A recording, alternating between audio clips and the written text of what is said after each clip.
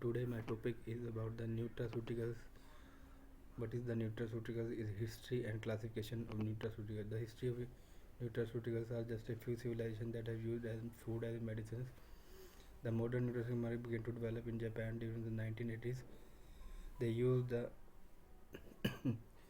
they used the nutraceuticals as a food because there are some essential amino acids which we cannot obtain from food. So we used nutraceuticals as a medicines.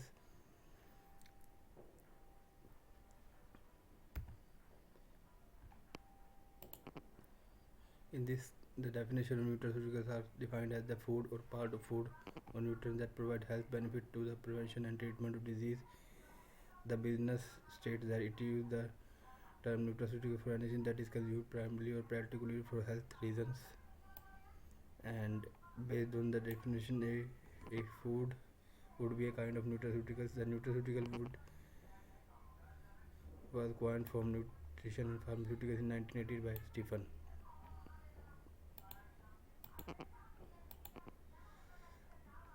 These are the example of nutraceutical drugs used in the treatment of disease are called pharmaceuticals, and the drugs that prevent the disease are called nutraceuticals.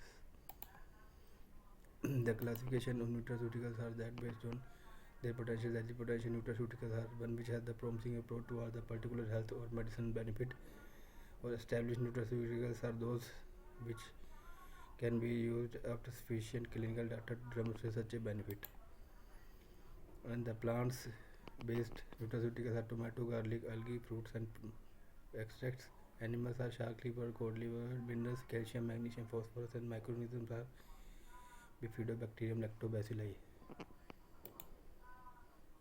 In isolated classification, nutrition their forms are isolated dietary, genetically engineered, designed food and herbal products and processed products such as cereals, soups and beverages.